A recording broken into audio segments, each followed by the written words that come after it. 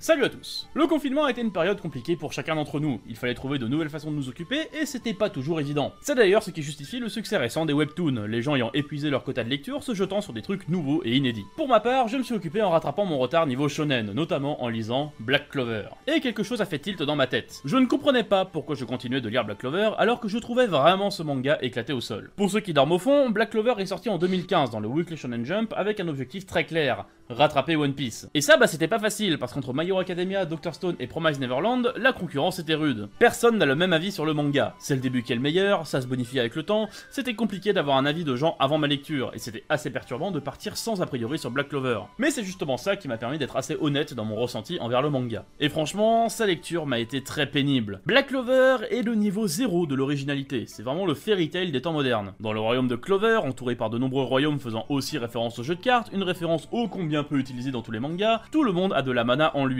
Cette mana permet aux gens d'utiliser leur grimoire à 3 feuilles, matérialisant leur magie, le trèfle signifiant charité, foi, espérance. Asta, un héros différent sans aucun talent qui va se dépasser pour surpasser tous ceux qui ne croyaient pas en lui. Yuno, son meilleur ami et rival, naturellement doué pour la magie avec lequel il partage le même rêve de devenir empereur mage, le mage le plus puissant du pays. Asta finira dans la pire compagnie de mages et Yuno dans la meilleure. Asta finira par progresser en suant sang et eau pour devenir un des membres les plus importants de sa compagnie, là où Yuno progresse naturellement ne suivant que son don. Asta n'avait pas de grimoire qui s'est révélé à lui en situation difficile, là où Yuno a reçu le sien en grande pompe sous les yeux de tous. Il a en effet un grimoire à 4 feuilles dont la signification change légèrement pour ajouter la chance au credo habituel. Quant au grimoire d'Asta, il aborde une 5ème feuille, censée représenter le démon.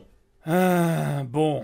Le niveau 0 de l'originalité, j'ai dit. Et c'est un reproche qui tiendra pour tout Black Clover. On n'est jamais surpris par l'histoire, ni par les twists. On devine tout de suite qui est un traître, on devine quel personnage va apparaître à quel moment en mode Deus Ex Machina, on devine à quel moment Asta aura un power-up en mode scénarium pour abattre l'ennemi. Et par-dessus le marché, les dessins du début du manga sont franchement pas ouf. Par contre, il y a un truc que l'auteur Yuki Tabata sait très bien faire.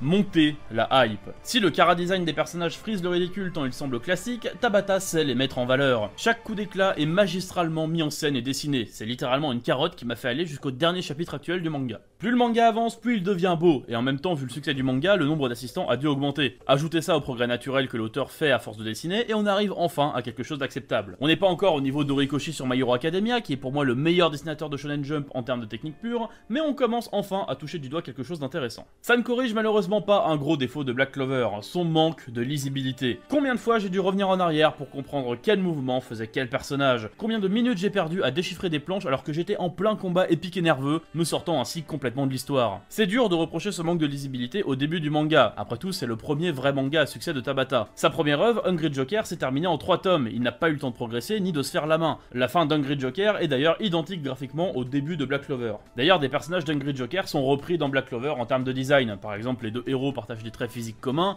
et la scientifique ressemble comme 2 gouttes d'eau à Sally de l'œil maléfique du crépuscule.